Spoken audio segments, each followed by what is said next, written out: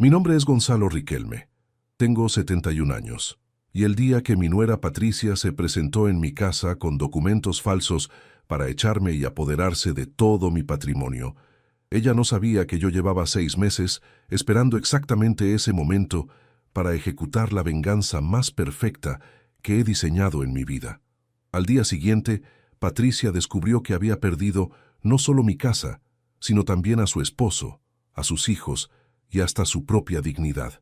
Todo empezó 8 meses atrás, cuando mi hijo Rodrigo murió en un accidente de tránsito a los 42 años, dejando a Patricia viuda con 2 hijos de 14 y 16 años.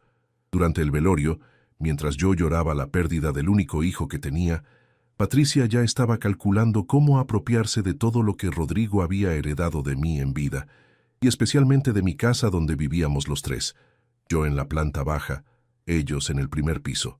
Para entender completamente lo que Patricia intentó hacerme, tengo que contarles sobre mi vida profesional y sobre cómo llegué a acumular el patrimonio que ella quería robar. Durante 40 años, trabajé como contador público en el estudio contable más prestigioso de Córdoba capital. Mi especialidad era detectar fraudes financieros y estafas empresariales para grandes corporaciones que sospechaban de irregularidades en sus balances. Mi carrera profesional había empezado de manera muy humilde. En 1972, cuando tenía 22 años, conseguí mi primer trabajo como auxiliar contable en una empresa textil pequeña. El dueño, don Alberto Castillo, se había dado cuenta de que alguien estaba robando dinero de la empresa, pero no podía identificar cómo ni quién lo estaba haciendo. Me contrató específicamente para revisar todos los movimientos financieros de los últimos 2 años. Durante 3 meses, analicé meticulosamente cada factura, cada recibo, cada transferencia bancaria que había pasado por la empresa. Descubrí que el contador principal había estado falsificando facturas de proveedores inexistentes y depositando el dinero correspondiente en cuentas personales. Era un fraude muy elaborado que había estado funcionando durante 5 años sin ser detectado. Cuando presenté mi informe con toda la evidencia del fraude, don Alberto quedó tan impresionado con mi trabajo que me ofreció el puesto de contador principal de la empresa. «Gonzalo», me dijo, «vos tenés un talento especial para descubrir mentiras financieras. Eso es algo que se aprende, pero también es algo que algunos tienen naturalmente. Yo creo que vos naciste para ser detective de números».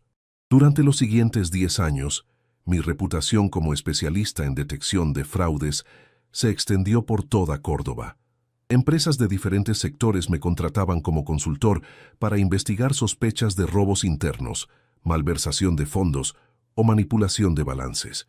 Cada caso era un rompecabezas complejo que requería paciencia, meticulosidad y una comprensión profunda de cómo funcionan las mentes criminales.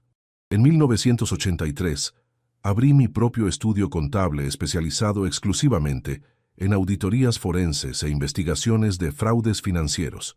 Mi primer caso importante fue investigar una estafa de 50 millones de pesos en una empresa constructora donde los socios minoritarios sospechaban que los socios mayoritarios estaban desviando fondos hacia empresas fantasma.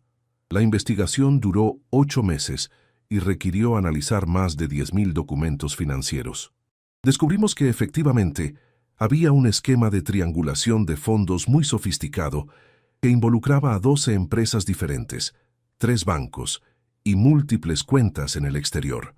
Los socios mayoritarios habían robado casi 200 millones de pesos durante un período de 6 años. Cuando presentamos la evidencia en el juicio, los medios de comunicación cubrieron el caso como el fraude empresarial más elaborado en la historia de Córdoba. Mi trabajo fue elogiado por jueces, abogados y otros contadores como un ejemplo de excelencia profesional en auditoría forense. Desde ese momento, mi estudio se convirtió en la referencia principal en Argentina para casos complejos de fraude financiero. Durante las décadas siguientes, investigué cientos de casos de estafas empresariales, fraudes bancarios, lavado de dinero y malversación de fondos públicos. Cada caso me enseñaba algo nuevo sobre las técnicas que usan los delincuentes financieros para ocultar sus crímenes. Aprendí a reconocer patrones de comportamiento, inconsistencias en documentos y señales de alerta que indicaban actividades criminales. Mi trabajo no solo me dio una carrera profesional exitosa, sino que también me permitió acumular un patrimonio considerable. Compraba propiedades cuando detectaba que estaban subvaluadas por problemas legales que podían resolverse con el tiempo. Invertía en empresas que habían sido víctimas de fraudes, pero que tenían fundamentos sólidos, una vez resueltos sus problemas contables. Para cuando me jubilé, tenía un patrimonio diversificado que me aseguraba ingresos suficientes para vivir cómodamente. La casa donde vivía con Patricia y mi familia era mi propiedad más valiosa. La había comprado en 1985 en un barrio que entonces era clase media, pero que se había convertido en zona residencial exclusiva. Era una casa de 2 plantas, con jardín amplio, garage para 3 autos y todas las comodidades que una familia pudiera necesitar. Su valor actual era de aproximadamente 900,000 pesos. Rodrigo había crecido viendo mi trabajo como investigador de fraudes y desde pequeño había mostrado fascinación por los casos que yo resolvía. Durante la escuela secundaria, me ayudaba a organizar documentos de mis investigaciones y durante la universidad me acompañaba a algunas entrevistas con clientes cuando el caso lo permitía.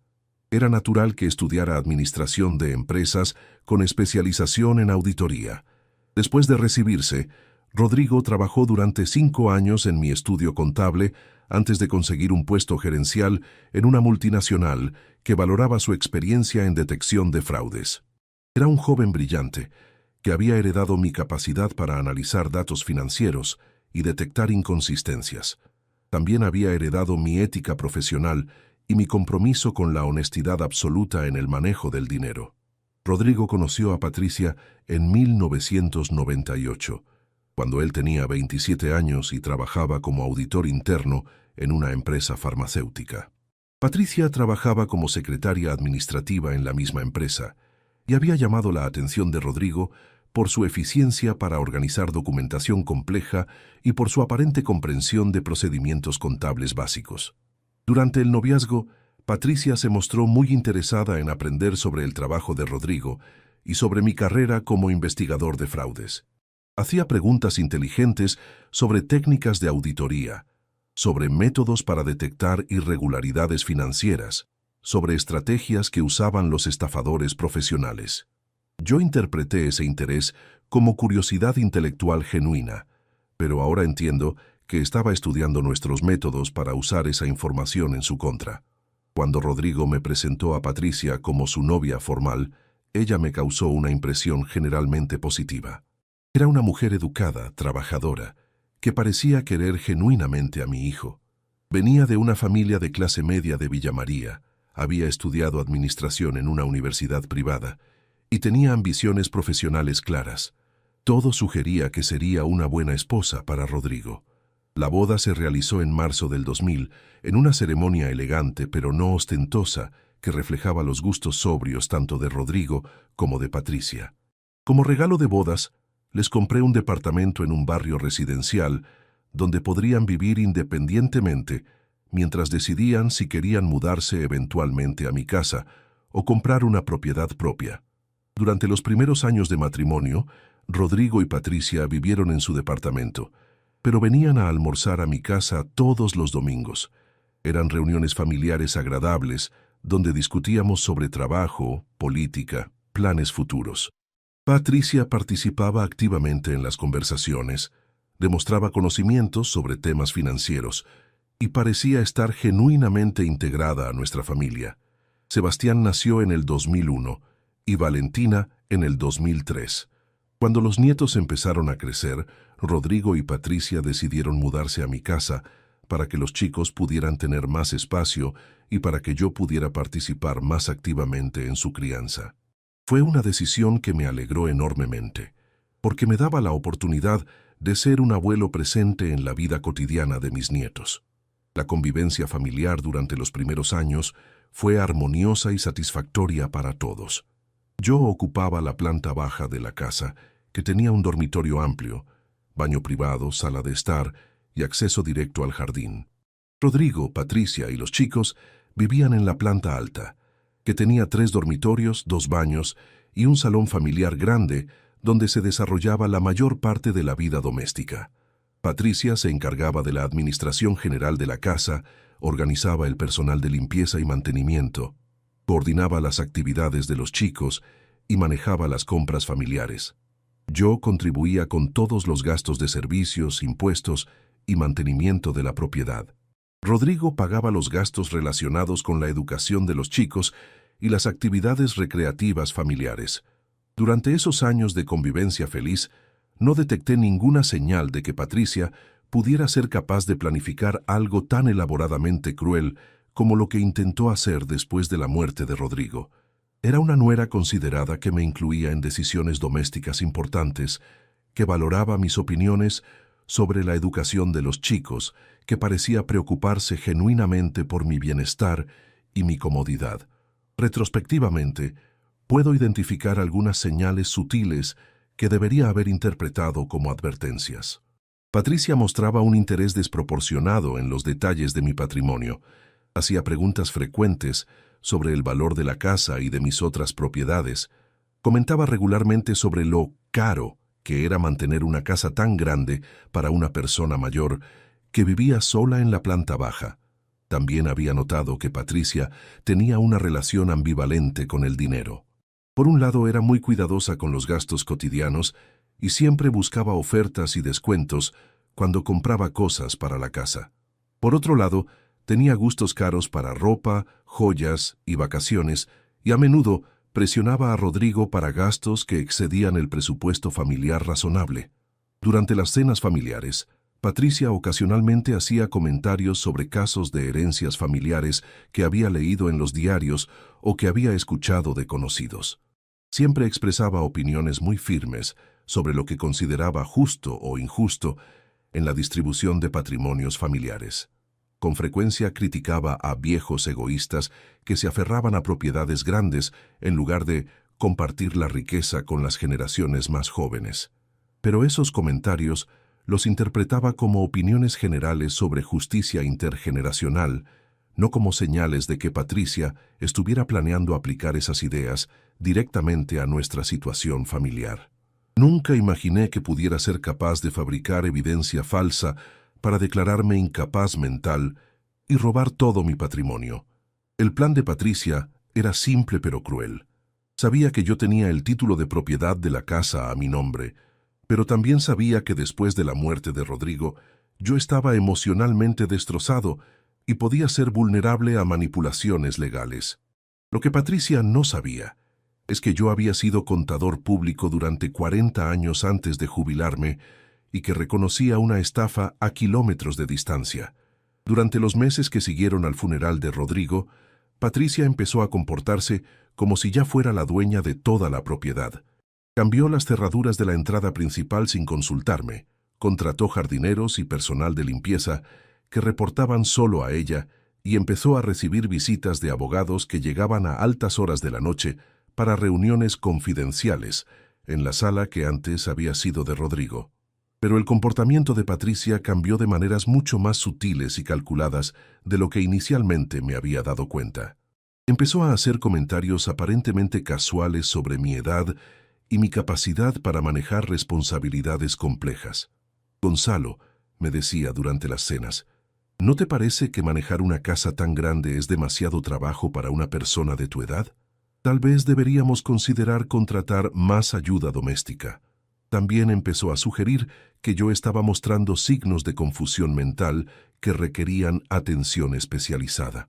Cuando olvidaba algún detalle menor, como el nombre de un vecino o la fecha de algún evento familiar, Patricia lo comentaba con preocupación exagerada. Gonzalo, me preocupa que te olvides de tantas cosas últimamente. Tal vez deberíamos consultar con un médico sobre tu memoria.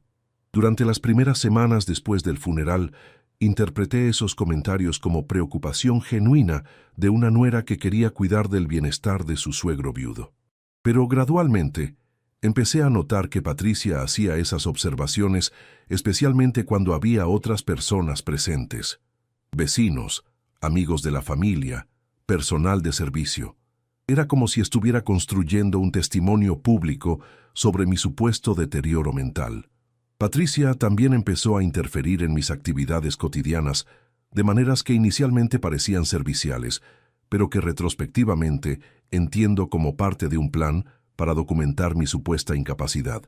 Cuando yo manejaba para ir al banco o para hacer compras, Patricia insistía en acompañarme para ayudar con las bolsas o para asegurar que no te olvides de nada importante. Durante esas salidas, Patricia tomaba control de mis interacciones con empleados bancarios, cajeros de supermercados y otros comerciantes. Hablaba por mí cuando consideraba que yo estaba tardando demasiado en responder preguntas. Corregía información que yo daba cuando ella consideraba que era inexacta y constantemente me recordaba detalles que supuestamente había olvidado. Gonzalo se está volviendo un poco despistado, le decía Patricia a la cajera del banco cuando yo demoraba en recordar mi número de cliente. La edad, ¿sabe? Yo tengo que acompañarlo ahora para asegurar que sus transacciones se hagan correctamente. Era evidente que estaba creando un registro público de testimonio sobre mi supuesta incapacidad mental. También empecé a notar que Patricia había comenzado a revisar mi correspondencia personal antes de que yo la recibiera. Las facturas de servicios, los estados de cuenta bancarios, las comunicaciones oficiales llegaban a la casa, pero pasaban primero por las manos de Patricia antes de llegar a las mías.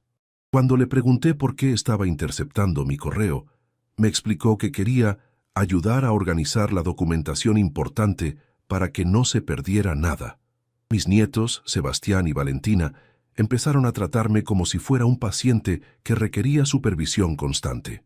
Cuando les preguntaba por qué no podía usar ciertos ambientes que siempre habían estado disponibles para mí, me decían que mamá había decidido hacer algunos cambios en la organización del hogar y que era mejor que yo me adaptara a las nuevas reglas familiares. Las nuevas reglas familiares incluían horarios fijos para mis comidas, restricciones sobre qué partes de la casa podía usar durante ciertas horas del día y supervisión cuando recibía visitas de amigos o conocidos. Patricia justificaba estas restricciones diciéndome que eran para mi propia seguridad y para evitar que me confundiera o me lastimara accidentalmente. Sebastián había comenzado a hablarme con el tono condescendiente que se usa con niños pequeños. «Abuelo», me decía cuando yo expresaba desacuerdo con alguna de las nuevas reglas, «mamá sabe lo que es mejor para vos. Ella se preocupa mucho por tu salud y tu seguridad. Tenés que confiar en que las decisiones que toma son para tu bien». Valentina era aún más directa en su nueva manera de tratarme. «Abuelo, vos ya no podés tomar decisiones importantes sobre tu vida. Tu cerebro no funciona como antes. Mamá tiene que cuidarte ahora como si fueras un chico, porque no te das cuenta cuando haces cosas peligrosas o incorrectas». Era devastador escuchar a mis propios nietos hablándome como si fuera un paciente geriátrico con demencia avanzada. Patricia había logrado convencerlos de que yo estaba perdiendo mis facultades mentales y que era peligroso para mi propia seguridad continuar viviendo independientemente. Los había entrenado para que fueran testigos involuntarios de mi supuesta incapacidad mental. Un día de marzo, mientras Patricia estaba en el trabajo y los chicos en el colegio, decidí investigar qué tipo de documentos habían estado revisando en esas reuniones nocturnas. En el escritorio de Rodrigo encontré una carpeta llena de papeles legales que confirmaron mis peores sospechas. Patricia estaba preparando una demanda judicial para declararme incapaz mental y apropiarse de todos mis bienes por cuidado y protección del abuelo senil. Los documentos incluían declaraciones firmadas por vecinos que supuestamente habían presenciado episodios de confusión mental de mi parte, certificados médicos falsificados que diagnosticaban demencia senil avanzada y hasta fotografías trucadas que me mostraban en situaciones comprometedoras que nunca habían ocurrido. Patricia había estado construyendo meticulosamente un caso legal para robarme todo lo que había trabajado durante 70 años. Pero la carpeta contenía documentación aún más incriminatoria de la que había anticipado. Había copias de conversaciones por email donde Patricia coordinaba con abogados especializados en tutelas sobre estrategias legales para acelerar el proceso de declaración de incapacidad. Había recibos de pagos a testigos falsos que habían firmado declaraciones sobre supuestos episodios de confusión mental que nunca habían ocurrido. También había documentación médica falsificada, que incluía reportes de consultas que nunca habían tenido lugar, diagnósticos de demencia que nunca habían sido realizados y recomendaciones de internación geriátrica que habían sido inventadas completamente. Patricia había pagado a médicos corruptos para crear un historial clínico completamente ficticio que respaldara su demanda legal, pero había algo más en esa carpeta que me heló la sangre. Había documentos de una inmobiliaria que tasaba mi casa en 900,000 pesos y un contrato preliminar de venta donde Patricia aparecía como tutora legal del propietario incapacitado.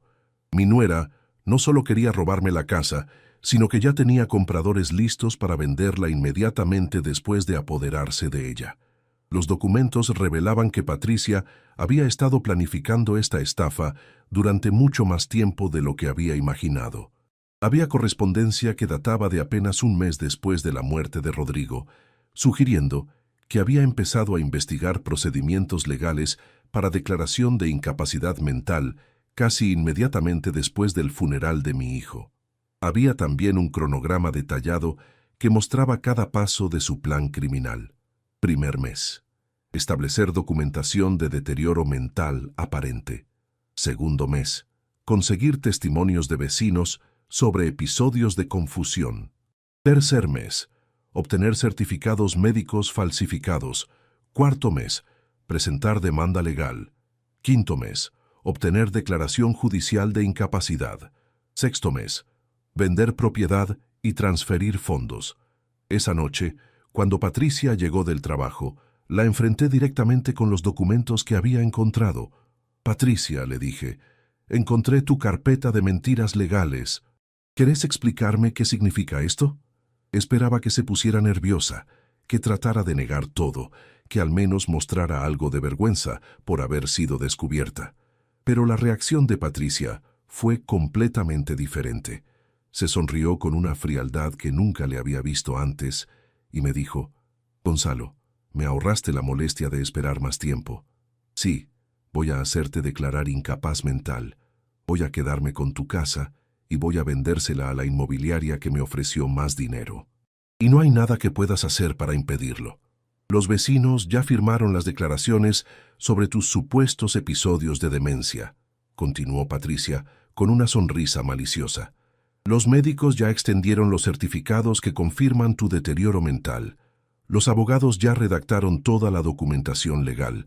La semana que viene voy a presentar la demanda y en 2 meses vas a estar internado en un geriátrico público mientras yo disfruto del dinero que me va a dar la venta de esta casa».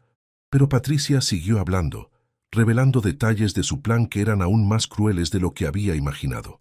«¿Sabes qué es lo mejor de todo esto?», me dijo con una risa que me dio escalofríos. «Que todo va a parecer completamente legal y apropiado. Voy a ser vista como una nuera devota que se sacrificó para cuidar de un suegro senil que no podía valerse por sí mismo. Los vecinos van a testificar que te vieron confundido y perdido en tu propio barrio», continuó Patricia, disfrutando evidentemente de mi horror al escuchar su confesión. «Los médicos van a declarar que tenés demencia avanzada que te impide tomar decisiones racionales. Los jueces van a concluir que es necesario proteger tu patrimonio designando una tutora responsable. Y cuando vendamos la casa», agregó Patricia, «todos van a pensar que fue una decisión inteligente para financiar tu cuidado geriátrico especializado. Nadie va a sospechar que en realidad fue un robo perfectamente orquestado. Voy a ser vista como una heroína familiar que sacrificó su propia comodidad para proteger a un anciano vulnerable».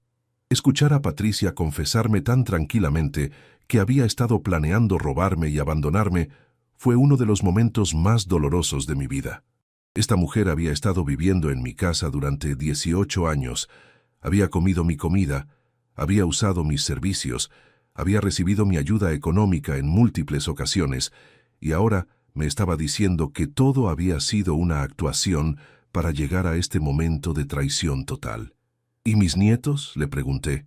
¿Sebastián y Valentina saben lo que estás planeando hacer con su abuelo?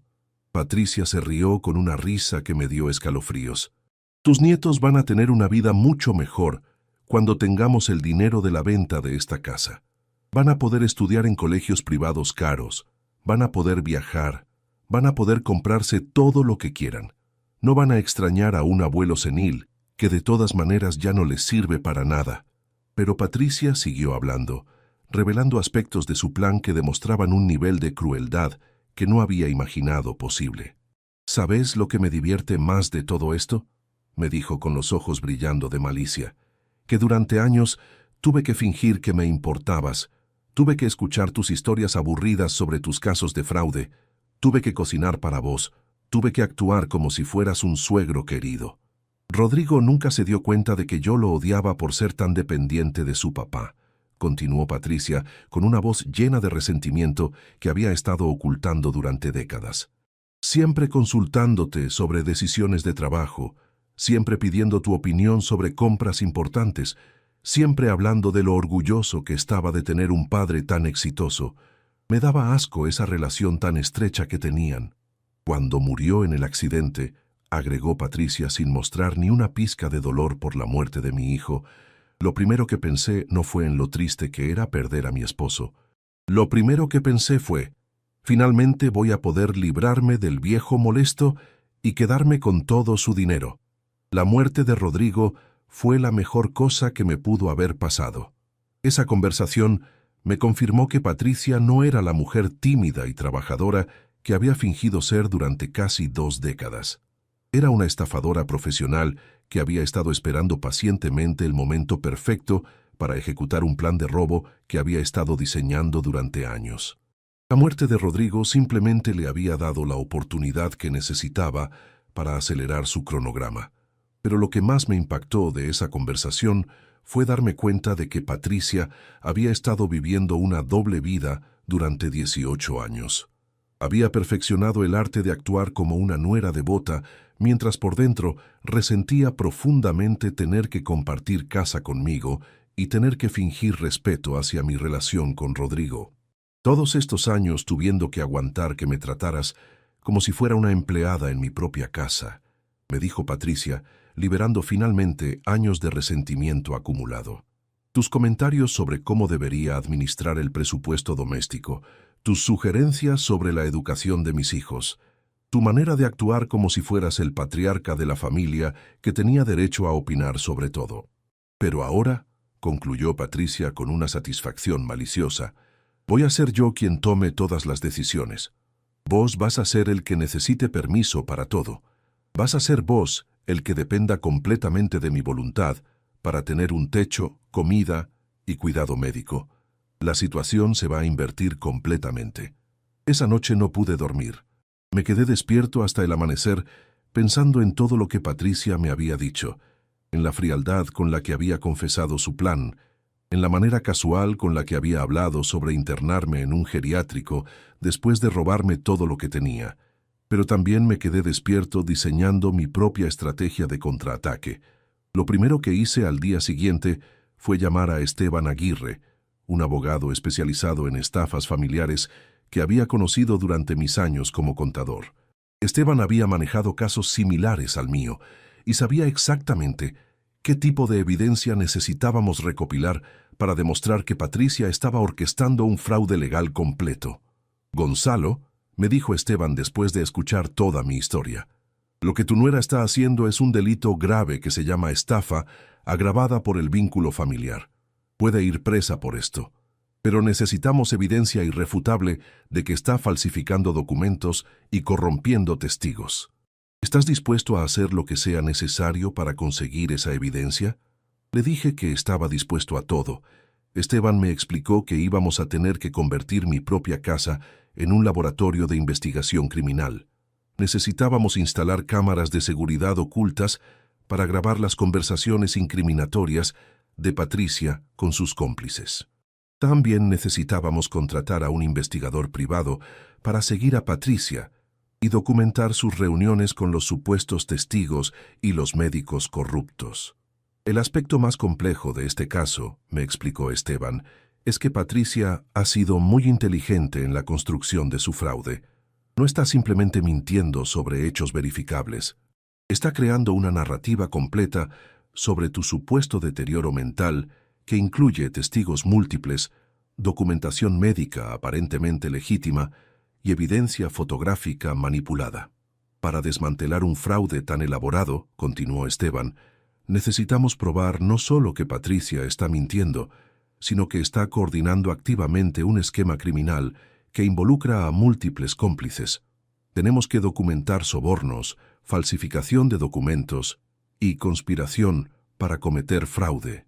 Es un caso complejo que requiere evidencia muy sólida. El investigador privado que Esteban recomendó era un hombre llamado Marco Delgado, un ex policía especializado en casos de fraude financiero y estafas familiares. Marco había trabajado durante 20 años en la División de Crímenes Económicos de la Policía Provincial y después de jubilarse había abierto una agencia de investigaciones privadas que se especializaba en casos complejos de delitos de cuello blanco. «Señor Riquelme», me dijo Marco durante nuestra primera reunión, «he visto muchos casos de estafas familiares, pero lo que su nuera está haciendo es particularmente sofisticado. Ha construido un fraude de múltiples capas que requiere coordinación con profesionales corruptos en medicina y en el sistema legal. Vamos a necesitar documentar cada aspecto de su esquema criminal». Marco me explicó que íbamos a tener que instalar equipos de vigilancia profesional en mi propia casa para capturar evidencia de las actividades criminales de Patricia. Vamos a usar micrófonos direccionales que pueden grabar conversaciones desde habitaciones adyacentes, cámaras miniaturizadas que se pueden ocultar en objetos cotidianos y dispositivos de interceptación telefónica que van a documentar sus comunicaciones con cómplices. También vamos a seguir físicamente a Patricia para documentar sus reuniones con testigos corruptos y médicos falsificadores, agregó Marco. Necesitamos fotografiar esos encuentros, grabar conversaciones cuando sea posible e identificar a todos los participantes en su esquema criminal. Es una operación de vigilancia compleja que va a requerir varios meses de trabajo meticuloso. Durante las siguientes 6 semanas, convertimos mi casa en una especie de estudio de filmación secreto. Marco instaló micrófonos profesionales en la sala principal, cámaras de alta definición, camufladas en objetos decorativos, dispositivos de grabación digital conectados al sistema telefónico fijo. Cada vez que Patricia recibía visitantes para discutir su plan criminal, nosotros documentábamos cada palabra que decían. La instalación del equipo de vigilancia fue un proceso complejo que requirió planificación cuidadosa para evitar que Patricia sospechara lo que estábamos haciendo. Marco venía a la casa cuando Patricia estaba trabajando y los chicos estaban en el colegio, disfrazado como técnico de mantenimiento que estaba actualizando el sistema eléctrico o reparando equipos de aire acondicionado. La clave para el éxito de esta operación, me explicó Marco, es que Patricia nunca sospeche que está siendo grabada. Tiene que sentirse completamente segura para hablar abiertamente con sus cómplices sobre los detalles de su plan criminal. Si se da cuenta de que la estamos vigilando, va a modificar su comportamiento y va a ser mucho más difícil conseguir evidencia incriminatoria. Las primeras grabaciones que conseguimos confirmaron que Patricia efectivamente estaba coordinando un esquema criminal muy elaborado. En una conversación telefónica con su abogado corrupto, la escuchamos discutiendo estrategias para acelerar el proceso de declaración de incapacidad y para minimizar las oportunidades de que el viejo presente resistencia legal efectiva. En otra grabación, Patricia coordinaba con un médico corrupto el contenido específico de los certificados médicos falsificados. Necesito que el diagnóstico sea suficientemente severo para justificar internación geriátrica inmediata, le decía Patricia al médico, pero no tan severo que requiera estudios médicos adicionales que podrían revelar que el diagnóstico es falso. Pero las grabaciones más incriminatorias fueron las conversaciones donde Patricia organizaba sobornos para los testigos falsos. La escuchamos ofreciendo dinero a vecinos para que firmaran declaraciones sobre supuestos episodios de confusión mental que nunca habían ocurrido. Necesito que digan que me vieron perdido en mi propio barrio, les explicaba Patricia, y que parecía no reconocer dónde estaba. Las grabaciones que conseguimos fueron más incriminatorias de lo que habíamos esperado. Patricia no solo estaba falsificando documentos, sino que había sobornado a 3 vecinos para que firmaran declaraciones falsas sobre mi supuesta demencia. Había pagado 2,000 pesos a un médico corrupto para que falsificara certificados de incapacidad mental sin haberme examinado nunca. Había coordinado con una inmobiliaria para vender mi casa por debajo del precio de mercado, a cambio de recibir ella una comisión extra.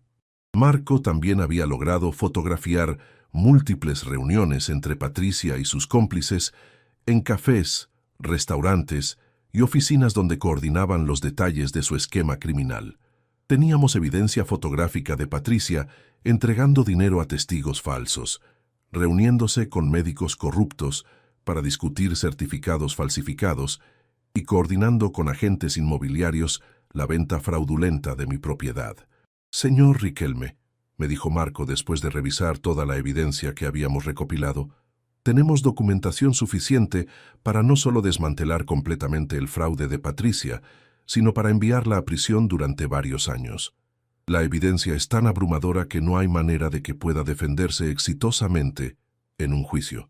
Pero lo más impactante de las grabaciones fue escuchar cómo Patricia hablaba de mí cuando creía que no la estaba escuchando. «El viejo estúpido no sospecha nada», le decía a su abogado corrupto. «Cree que realmente lo quiero y que estoy cuidando de él después de la muerte de Rodrigo. No tiene ni idea de que llevo años esperando que mi esposo se muera para poder robarle la herencia a su padre». En otra grabación, Patricia le explicaba a su hermana por teléfono cómo había estado manipulando a mis nietos para que me vieran como una carga. «Les digo a los chicos que el abuelo está perdiendo la cabeza, que es peligroso tenerlo en casa, que sería mejor para él estar en un lugar especializado. Los pobres me creen todo porque confían en mí. No saben que en realidad lo único que quiero es quedarme con su plata». Durante esos meses de investigación secreta, también descubrí que Patricia había estado robándome dinero de maneras más sutiles de lo que había imaginado. Había estado usando mis tarjetas de crédito para gastos personales que después reportaba como gastos médicos del abuelo. Había estado cobrando mi jubilación y quedándose con parte del dinero que supuestamente usaba para comprar mis medicamentos. Había estado vendiendo objetos valiosos de la casa y reemplazándolos con imitaciones baratas.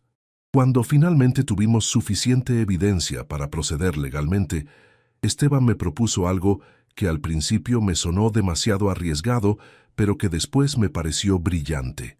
«Gonzalo», me dijo, «vamos a dejar que Patricia presente su demanda de incapacidad mental. Vamos a dejar que crea que su plan está funcionando, y cuando esté completamente convencida de que ganó, vamos a revelar toda la evidencia de sus crímenes de la manera más humillante posible». El plan era perfecto psicológicamente. Patricia iba a experimentar la euforia de creer que había conseguido robarme exitosamente y después iba a sufrir la devastación de descubrir que no solo había perdido todo lo que creía haber ganado, sino que había destruido su propia vida en el proceso. La demanda de Patricia fue presentada un lunes de junio. Ese mismo día, un oficial judicial llegó a mi casa para notificarme que había sido demandado por incapacidad mental que requiere tutela familiar para protección de bienes patrimoniales. El oficial me explicó que tenía 30 días para responder a la demanda y que mientras tanto debía abstenerme de realizar transacciones financieras importantes hasta que el juez determinara mi capacidad mental. Patricia estaba radiante de felicidad cuando llegó a casa esa noche. «Gonzalo», me dijo con una sonrisa falsa, «recibiste la notificación judicial, ¿verdad? Sé que esto es difícil para vos, pero realmente es lo mejor. Cuando el juez determine que no podés manejar tus propios asuntos, yo voy a poder cuidar de vos apropiadamente». Durante las siguientes semanas, Patricia actuó como si ya fuera la dueña legal de todo mi patrimonio. Empezó a hacer modificaciones en la casa sin consultarme. Contrató servicios de cuidado domiciliario que reportaban a ella en lugar de a mí, y hasta me impuso horarios estrictos de comidas y descanso, como si fuera un paciente internado en un hospital. Los cambios más dolorosos fueron en mi relación con Sebastián y Valentina. Patricia había logrado convencerlos de que yo realmente estaba perdiendo la capacidad mental y que era peligroso para mi salud continuar viviendo independientemente. Mis nietos empezaron a hablarme con el tono condescendiente que se usa con niños pequeños o con personas enfermas. Abuelo, me decía Sebastián, mamá nos explicó que tu cerebro ya no funciona como antes. Por eso a veces te olvidas de las cosas o te confundís.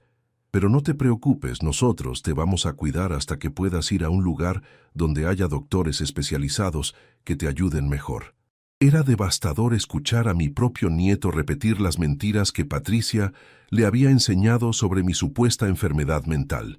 Valentina era aún más cruel en su nueva manera de tratarme. Abuelo, ¿te acordás de mí? Soy Valentina, tu nieta.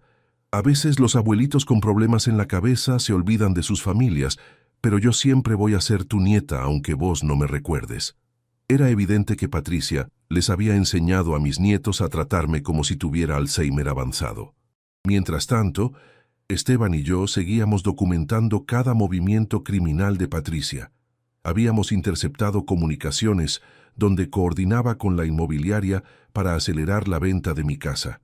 Habíamos filmado reuniones donde repartía dinero entre los testigos corruptos que iban a declarar en su favor.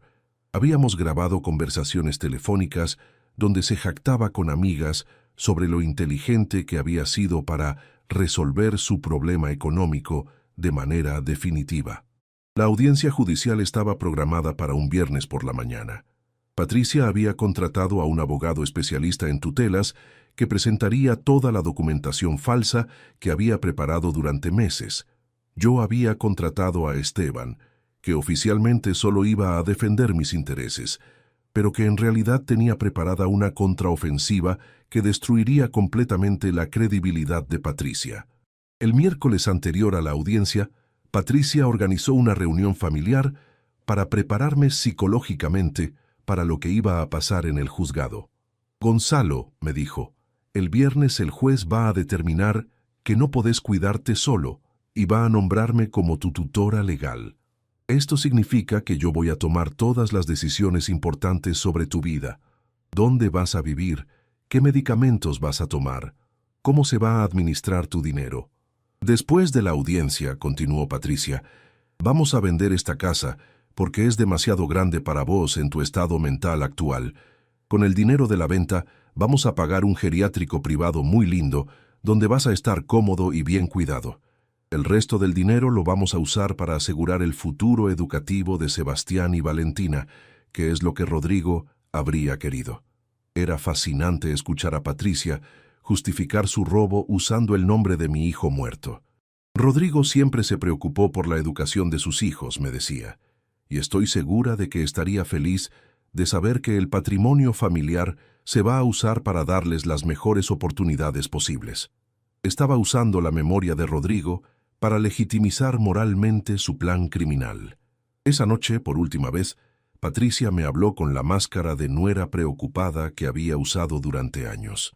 Gonzalo, sé que estos cambios te dan miedo porque tu mente ya no puede procesar bien las situaciones complejas, pero confía en mí. Yo te quiero mucho y jamás haría algo que te perjudicara. Todo lo que estoy haciendo es para protegerte y cuidarte en esta etapa difícil de tu vida. Escuchar a Patricia mentirme tan elaboradamente la noche anterior a la audiencia, donde planeaba robarme todo, fue surrealista. Era como si fuera una actriz profesional que había estado interpretando el papel de nuera devota durante décadas y que ahora se preparaba para el acto final de su obra teatral criminal. El viernes por la mañana llegamos al juzgado en el auto de Patricia. Durante todo el viaje, ella me habló con el tono cariñoso pero condescendiente que había perfeccionado durante los últimos meses. Gonzalo, quiero que te quedes tranquilo durante la audiencia. El juez te va a hacer algunas preguntas, pero yo voy a estar ahí para ayudarte si te confundís o si no entendés algo. En la sala de audiencias, Patricia se sentó junto a su abogado con una actitud de seguridad total. Tenía todos sus documentos falsificados ordenados prolijamente. Tenía a sus testigos corruptos esperando en el pasillo para declarar. Tenía hasta fotografías trucadas que supuestamente mostraban mi deterioro físico y mental. Estaba completamente convencida de que había diseñado el crimen perfecto. La audiencia comenzó con la presentación del caso de Patricia. Su abogado explicó al juez que yo sufría de demencia senil progresiva que afectaba gravemente mi capacidad para tomar decisiones racionales sobre mi patrimonio. Presentó los certificados médicos falsificados, leyó las declaraciones de los vecinos corruptos, mostró las fotografías manipuladas. Durante toda esta parte de la audiencia, Patricia me miraba con una mezcla de falsa compasión y satisfacción genuina. Era evidente que creía que estaba presenciando su momento de triunfo absoluto. Había logrado engañar a un juez, había corrompido a múltiples testigos, había falsificado documentos oficiales y estaba a minutos de apoderarse legalmente de todo mi patrimonio. Cuando llegó el momento de mi defensa, Esteban se levantó y pidió permiso para presentar nueva evidencia que había surgido recientemente. El juez le dio permiso y Esteban conectó una computadora portátil al sistema de audio de la sala. «Su señoría», dijo Esteban, «vamos a presentar grabaciones de audio y video que demuestran que la demandante ha orquestado un fraude completo para apoderarse ilegalmente de los bienes del señor Riquelme». La primera grabación que sonó en la sala fue la conversación donde Patricia confesaba haber estado esperando la muerte de Rodrigo para robarme la herencia. Su voz llenó la sala de audiencias. «El viejo estúpido no sospecha nada. Cree que realmente lo quiero y que estoy cuidando de él después de la muerte de Rodrigo. No tiene ni idea de que llevo años esperando que mi esposo se muera para poder robarle la herencia a su padre». La cara de Patricia cambió completamente cuando escuchó su propia voz. La seguridad arrogante se transformó en pánico total. Miró a su abogado buscando algún tipo de explicación o estrategia legal, pero el abogado estaba tan sorprendido como ella. Nadie había anticipado que yo pudiera haber estado documentando secretamente todas las actividades criminales de Patricia. La segunda grabación fue la conversación telefónica, donde Patricia le explicaba a su hermana cómo había manipulado a mis nietos. «Les digo a los chicos que el abuelo está perdiendo la cabeza, que es peligroso tenerlo en casa, que sería mejor para él estar en un lugar especializado. Los pobres me creen todo porque confían en mí. No saben que en realidad lo único que quiero es quedarme con su plata». Cuando terminó esa grabación, Patricia ya estaba llorando. No eran lágrimas de tristeza, sino de terror puro. Se había dado cuenta de que no solo había perdido su oportunidad de robarme, sino que probablemente iba a ir presa por todos los delitos que había cometido. Su plan perfecto se había convertido en una pesadilla legal completa. Esteban siguió presentando evidencia durante 2 horas. Mostró las grabaciones de video donde Patricia coordinaba sobornos con testigos falsos. Reprodujo las comunicaciones interceptadas donde organizaba la venta ilegal de mi casa. Presentó documentación que probaba que Patricia había estado robándome dinero sistemáticamente durante años. Pero la evidencia más devastadora fue la grabación donde Patricia admitía haber falsificado certificados médicos y declaraciones de testigos. Su propia voz la incriminaba de manera irrefutable. «Pagué 2,000 pesos a un médico corrupto para que falsificara certificados de incapacidad mental sin haber examinado nunca al viejo. También soborné a 3 vecinos para que firmaran declaraciones falsas sobre supuestos episodios de demencia que nunca ocurrieron». Cuando terminó la presentación de evidencia, el juez le pidió a Patricia que se acercara al estrado. Con voz temblorosa el juez le dijo: «Señora Patricia, la evidencia presentada sugiere que usted ha cometido múltiples delitos graves, incluyendo estafa agravada, falsificación de documentos públicos, soborno de testigos y abuso económico contra un adulto mayor. ¿Tiene algo que decir en su defensa?». Patricia trató de hablar, pero solo salieron de su boca balbuceos incoherentes. La mujer que una hora antes había estado radiante de confianza, ahora estaba completamente destruida psicológicamente. Su abogado pidió un receso para consultar con su clienta, pero era obvio que no había defensa posible contra evidencia tan abrumadora. El juez no solo rechazó completamente la demanda de Patricia, sino que ordenó su arresto inmediato por los múltiples delitos que había cometido. Mientras los oficiales judiciales la esposaban, Patricia me gritó. «Gonzalo, vos no podés hacerme esto. Soy la madre de tus nietos. Pensá en Sebastián y Valentina». «Patricia», le respondí con una calma que me sorprendió a mí mismo. «Yo pensé en mis nietos durante todos estos meses mientras vos planeabas robarme y abandonarme. Pensé en qué tipo de persona quería que fuera su abuela. Y decidí que no quería que crecieran pensando que está bien mentir, robar y traicionar a la familia cuando conviene económicamente». Mientras se llevaban a Patricia arrestada, el juez me pidió que me acercara al estrado. «Señor Riquelme», me dijo, «lamento profundamente que haya tenido que pasar por esta experiencia traumática. Es evidente que usted tiene plena capacidad mental y que fue víctima de un plan criminal muy elaborado. ¿Necesita algún tipo de protección legal adicional?». Le expliqué al juez que lo único que necesitaba era recuperar la custodia de mis nietos, que habían sido manipulados psicológicamente por su madre durante meses para que creyeran mentiras sobre mi salud mental.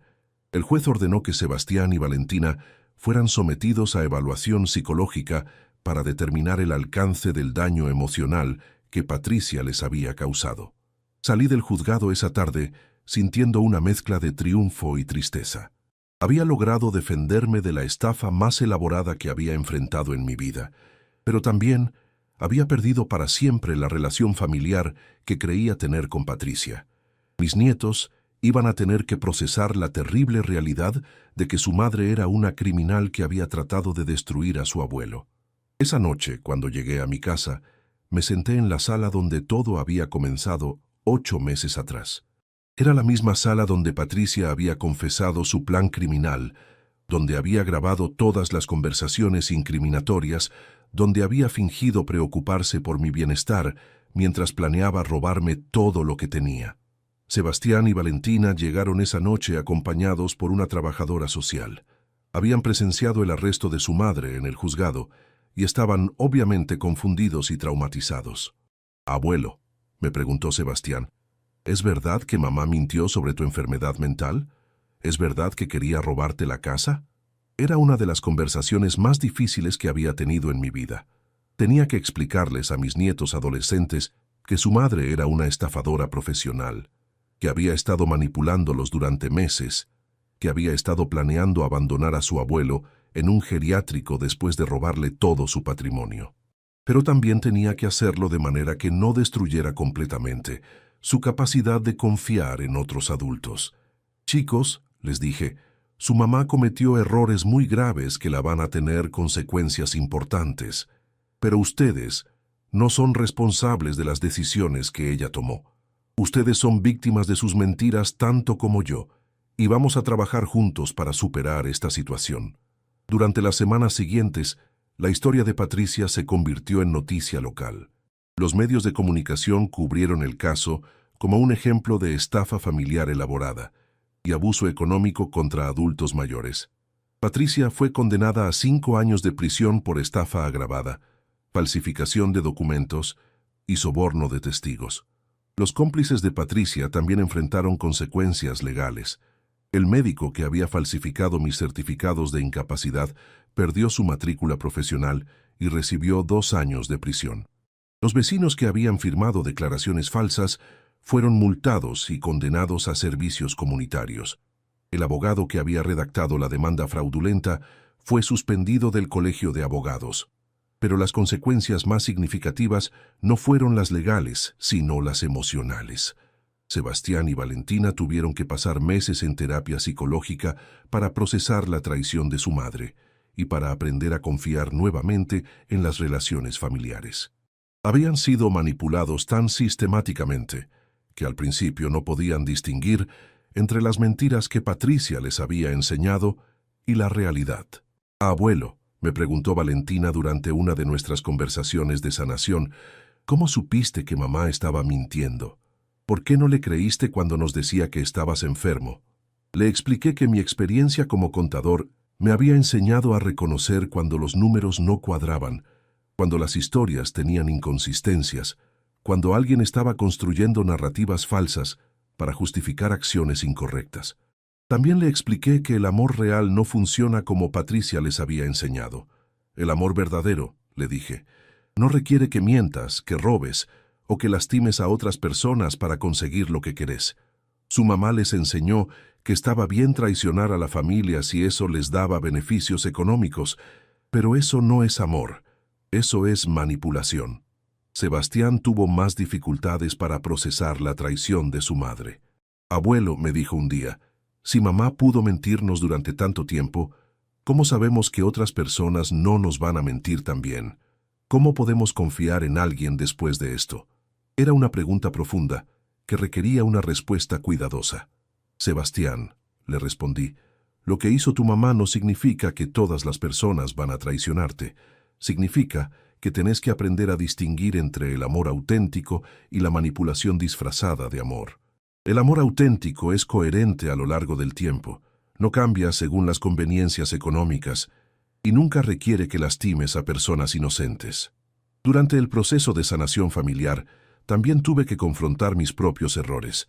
Me di cuenta de que había permitido que Patricia viviera en mi casa durante 18 años sin realmente conocer su verdadero carácter. Había confundido cortesía superficial con respeto genuino. Había interpretado manipulación calculada como preocupación familiar real. Tal vez, reflexioné con Esteban durante una de nuestras reuniones post-juicio, debería haber prestado más atención a las señales que Patricia estaba dando durante todos esos años. Su manera de hablar sobre dinero, su actitud hacia las responsabilidades familiares, su relación con Rodrigo.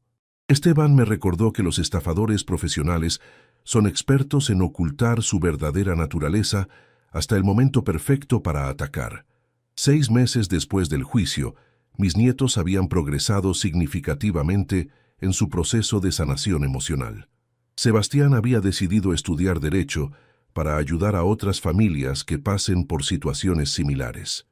Valentina había desarrollado un interés en psicología para entender cómo las personas pueden manipular a otras personas tan efectivamente.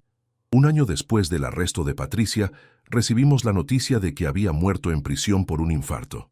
Sebastián y Valentina pidieron permiso para asistir al funeral, no por amor hacia Patricia, sino por necesidad psicológica de cerrar definitivamente ese capítulo de sus vidas.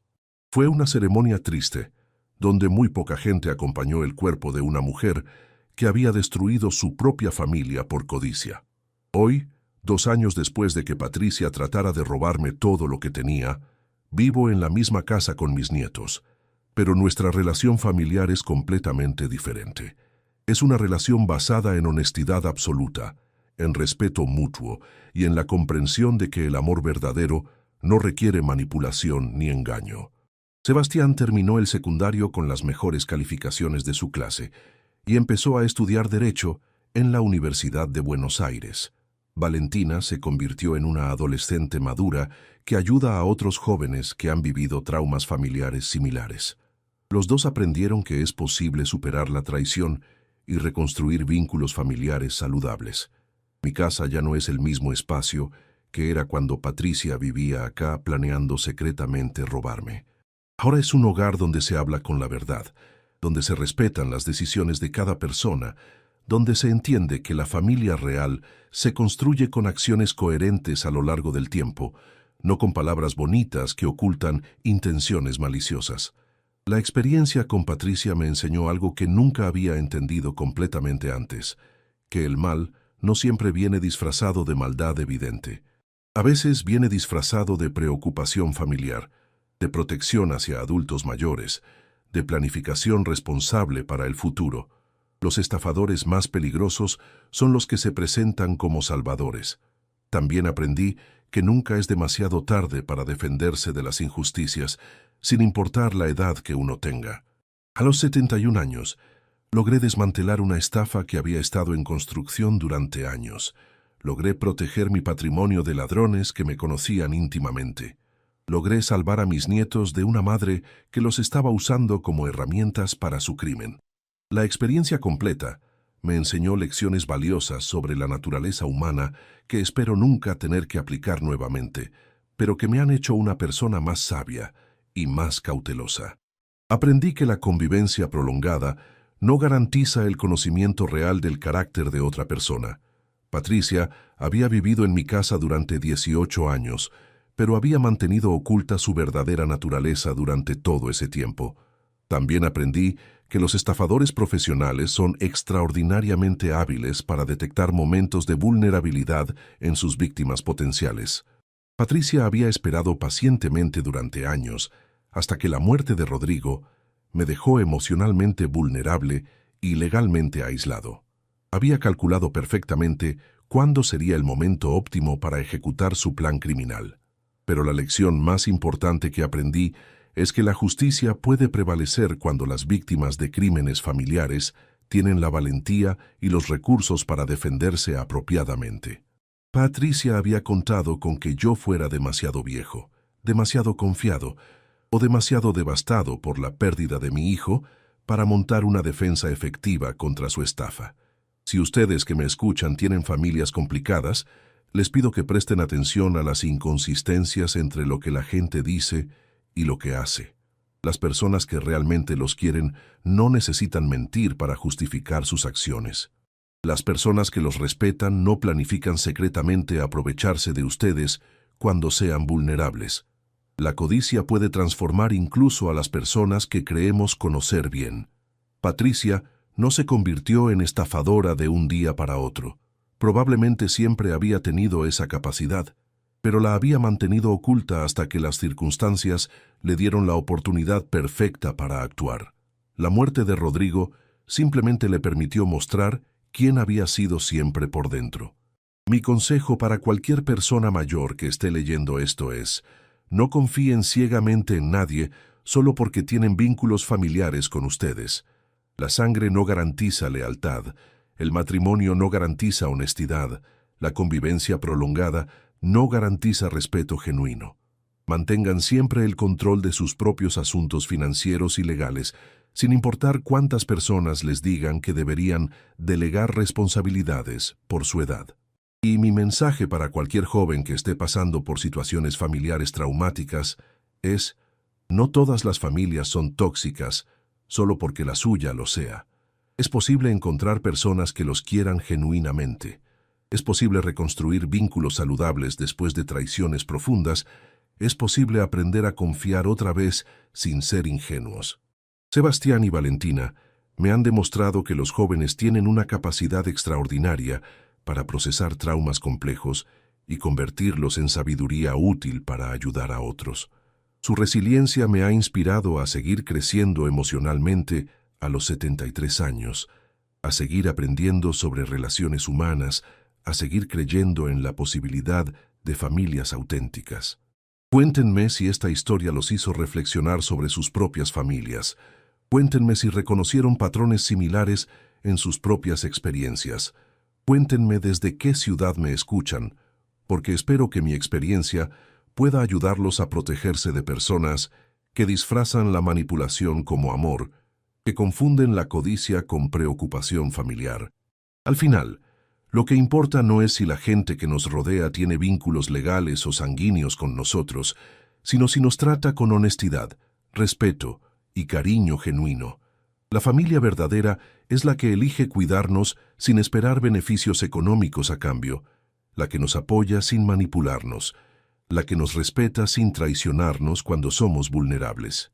La justicia existe, aunque a veces tarde en llegar, y siempre hay esperanza para quienes mantienen su dignidad intacta a pesar de las traiciones más dolorosas y los engaños más elaborados que puedan enfrentar en la vida.